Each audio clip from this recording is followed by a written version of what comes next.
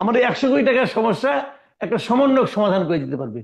তো সমন্বয়ক যদি নিজেও বুঝে যে আমি একটু বললে পরে 100 কোটি টাকার একটা সমস্যার সমাধান হয়, তাহলে সে ওখান থেকে কি 10 কোটি টাকা দাবি করবে না? হুম। তো এটা তো শুরু হয়ে গেছে ভাই।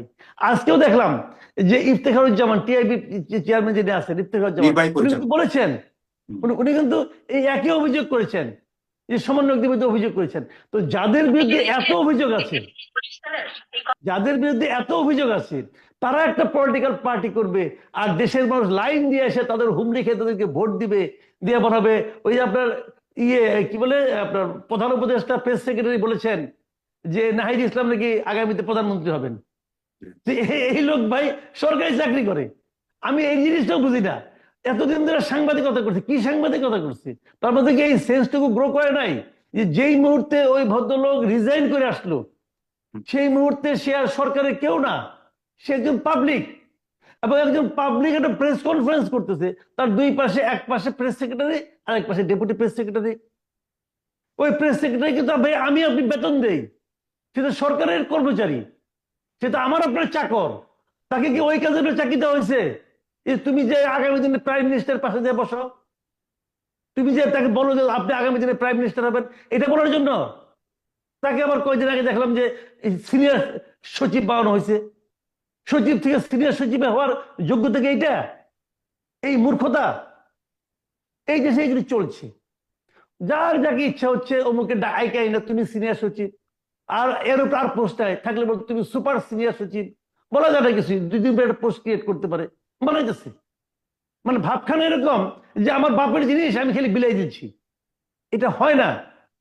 এবং এই সমস্ত কিছুর দায় কিন্তু আলটিমেটলি, এই সমস্ত ব্যর্থতার দায় কিন্তু আলটিমেটলি যে এই ডক্টর ইউনূসের কাঁধে যে পড়বে। আমি একটা কথা বলি আপনাকে, এটা বলি, আমি এত বেশি আমি তো বলার সময় আসলে কন্ট্রোল করতে পারি না। একটা কথা বলি, সেই জিনিসটা হলো কি, যে শেখ হাসিনা ক্ষমতায় আসার পর, 2009 সালে ক্ষমতা দায়িত্ব নেওয়ার পর, পরের দিন থেকে সে একটা মিশন নিয়ে বসছিল। সে ডক্টর ইউনূসকে ডিফেম করবে, তাকে বেইজ্জতি করবে। এবং সেটা সে পতনের আগের দিন পর্যন্ত এবং পতনের পরেও সে চালাই যাচ্ছে। শেখ হাসিনা এত বছরে ডক্টর ইউনূসের যতটুকু বেইজ্জতি করতে পেরেছে, আমার মনে হয় তার যে 10 গুণ বেইজ্জতি ডক্টর ইউনূস নিজেই নিজেকে এই 6 মাসে করে ফেলেছে। এবং ডক্টর ইউনূস যখন যাবে এই ক্ষমতার থেকে, মানে ওনার যে সম্মান আসলে করতো যে সে মানুষ, এইটাই অনেকে ভুলে যাবে। খালি ওনার এই সমস্ত কর্মকাণ্ডের জন্য উনি কিছু করতেছেন না কিন্তু, বাট উনি যা করা উচিত সেটা করছেন না। এই কারণে উনি নিজে কারোকে থাবা দিয়ে 10 টাকা নিচ্ছেন তা কিন্তু আমি বলতেছি না, কিন্তু ওনার সামনে একজন থাবা দিয়ে 1 কোটি টাকা নিচ্ছে, উনি দেখেও কোনো অ্যাকশনে যাচ্ছেন না।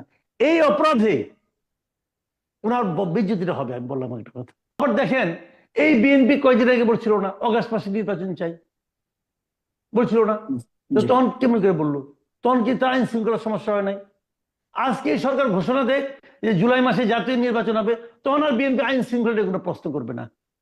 ভাই মোদ্দা কথা হলো যে বিএনপির অন্য মতলব, বিএনপির মতলব হলো এখন জাতীয় নির্বাচন লাইন পাশ করব, পাশ করে নিয়ে পরে স্থানীয় নির্বাচনে স্থানীয় সরকারে সবগুলি জায়গায় আমি আমার লোক বসাবো। ভাই এটা সোজা হিসাব। আমরা তো বিএনপি আমলে কি চিনি রে ভাই, আর এটাই করবে। কোন কোন বিএনপি লিডার বলতেছেন যে আগে স্থানীয় নির্বাচন হলে নাকি জীবন দিয়ে দিবেন। ভাই আপনি জীবন দেন, আমার কোনো আপত্তি নাই। আপনি যদি জীবন এত সস্তা হয় দিয়ে দেন, কোনো প্রবলেম নাই। কিন্তু আমার প্রশ্নটা হলো, আগে স্থানীয় নির্বাচন হতে হবে, হলে দেশের ভালো হবে, এই বিষয়ে কোনো যুক্তি আমি এ পর্যন্ত বিএনপি কোনো নেতার মুখে শুনি নাই। খালি বলে আগে স্থানীয় নির্বাচন হবে না, হতে দেওয়া হবে না, এগুলি বলে। কিন্তু কেন হবে না, হলে কি ক্ষতি হবে দেশ এবং জাতির, এইটা আর কেউ বলে না। আমি মনে করি আগে যদি স্থানীয় সরকার নির্বাচনটা হয়, নির্বাচন কমিশনও একটা ট্রায়াল ম্যাচ খেলার সুযোগ পাবে, নির্বাচন কমিশনও তাদের সক্ষমতাটা যাচাই করার সুযোগ পাবে। আমি মনে করি এটা ভালো হবে। যদি স্থানীয় নির্বাচনটা ভালোভাবে করতে না পারে এই ইলেকশন কমিশন, তখন আমরা বলতে পারবো ইলেকশন কমিশন পারলো না, আর একটা ইলেকশন কমিশন আনো। কিন্তু সেটাকে টেস্ট হতো। কিন্তু কেন বিএনপি চায় না, এটা বিএনপি ভালো বুঝে। আমি যতটুকু বুঝি, এতে বিএনপির প্রতি আমার শ্রদ্ধা বাড়ে না। তো আমাদের সাংবাদিকরাও এরকম বেহায়া টাইপের ক্যারেক্টার, মানে একটা আওয়ামী লীগ লাইনে একটা বিএনপি লাইনের, যখন যে আসে তার দালালি করে থাকে। এটাও চলবে, হয়তো দেখা যাবে এরা এরকম করে করে মাথায় উঠাই ফেলাবো, তারপরে পাগলামি টাগলামি দু একটা করবে কিনা যাই না। তবে আমি আশা করি মাহফুজ আলম ভালো কিছু করবেন, দেখ আমরা ভালোই চাই, কারণ ভালো কিছু করলে তো আমাদেরই লাভ, বুঝেন না? সেনাবাহিনীর কেউ কেউ অপরাধ করতে পারে, কেউ কেউ এই ফ্যাসিবাদী শাসনকে টিকিয়ে রাখার জন্য ভূমিকা রাখতে পারে। যদি রাখে তাকে আপনি বিচারের আওতায় আনেন, আনা তো হয়েছে। সেনাবাহিনীর অনেক বড় বড় অফিসারকে তো রিটায়ারমেন্টে পাঠানো হয়েছে, অ্যারেস্ট করা হয়েছে, তাদের বিচার চলছে, এগুলো তো হয়েছে। মানে ওনার বক্তব্য হলো আপনি ব্যক্তিকে আঘাত করেন, ব্যক্তি যদি কোনো অপরাধ করে তার শাস্তি হবে, বাট আপনি অর্গানাইজেশনকে অ্যাটাক করতে পারবেন না। এবং এই পয়েন্টটা কিন্তু আমি সব সময় বলছি যে আপনি অর্গানাইজেশনকে অ্যাটাক করতে পারেন না। অর্গানাইজেশন তো বড় জিনিস। আপনি দেখেন পুলিশ, পুলিশের ভূমিকা কি ছিল? আচ্ছা, যে পুলিশটার গুলিতে একজন লোক মারা গেছে ধরা যাক, সেই পুলিশের কি গুলি না করে কোনো উপায় ছিল? তাকে যদি তার অর্ডার দেয়, যদি তার অফিসার বলে তুমি শুট করো, 5 জন লোক শুট করলো, মনে করেন শুট করতে বলা হলো, সে কি করবে? সে শুট করলো, একটা গুলিতে একজন মারা গেল মনে করেন, আর 4টা গুলিতে কেউ মারা গেল না, তাহলে কি যারটা মারা গেল সে বেশি অপরাধী আর ওই 4জন কম অপরাধী? লক্ষ্য তো শুট করতেছে, অর্ডার ফলো করছে। তো এখন ওই কোশ্চেনটা কিন্তু ওখানেই, যে আপনি কাকে ধরবেন? যে লোকটা প্রকৃত পক্ষে অপরাধী, বন্দুক দিয়ে দাঁড়িয়ে থাকলে কিন্তু লোকে শুট করে দেয় না, তাকে অর্ডার দেওয়ার পর সে শুটটা করে। তো যে অর্ডারটা দিল তাকে আপনি ধরবেন না, সেই তো অপরাধী। এখন আপনি যদি বলেন যেহেতু পুলিশের বিরুদ্ধে মারা গেছে, অতএব টোটাল পুলিশ ডিপার্টমেন্টটাই খারাপ, তখন এই পুলিশ ডিপার্টমেন্টকে মনোবল ভেঙে দেওয়া হয়। উনি এই কথাটাই বলেছেন যে আমাদেরকে অ্যাটাক করবেন না, মানে পুরো ডিপার্টমেন্টকে আপনি অ্যাটাক করবেন না, পুরো অর্গানাইজেশনকে আপনি অ্যাটাক করবেন না। যে কথা নাকি এখনো বলা হচ্ছে, যেমন যেমন ধরেন আপনার, আমি যে কথাটা আগেও বলেছি যে পলিটিক্যাল পার্টিগুলির ক্ষেত্রে, পলিটিক্যাল পার্টিগুলিকে আপনি অ্যাটাক করতে পারেন না। আপনি পলিটিক্যাল লিডারকে অ্যাটাক করেন, পলিটিক্যাল পার্সনকে অ্যাটাক করেন। যে পার্সন, যিনি অর্ডার দিয়েছেন অথবা যিনি অন্যায় করেছেন তার শাস্তি দেন।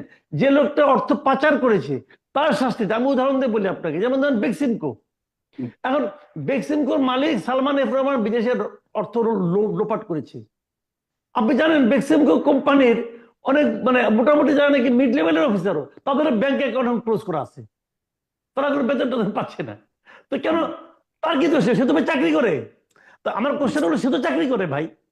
এখন ওখানে মনে করেন 50-60 হাজার লোক চাকরি করে বেক্সিমকো গ্রুপে, এখন এরা সবাই অপরাধী।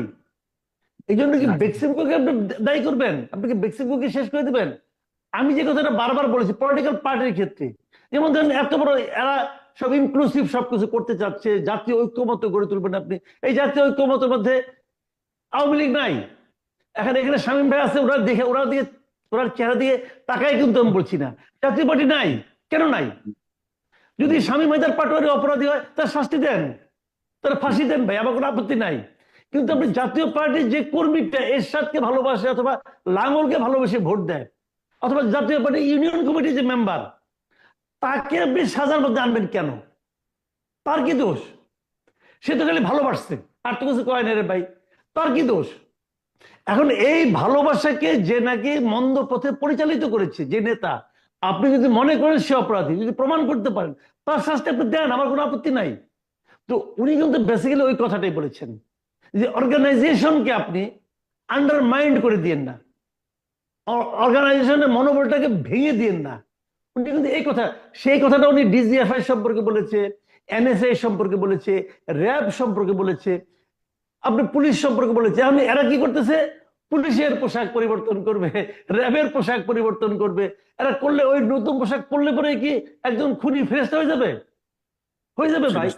তা তো হবে না। আপনি ওই পোশাক দিয়ে কিছু করতে, মাঝখান থেকে কিছু বাণিজ্য হবে আর কি। ওই পোশাকের টেন্ডার কে পাবে না পাবে এটা নিয়ে মোটামুটি একটা বাণিজ্য হবে, এই তো হবে। তো আসলে আমরা কিন্তু কোনো চেঞ্জ দেখতে পাচ্ছি না।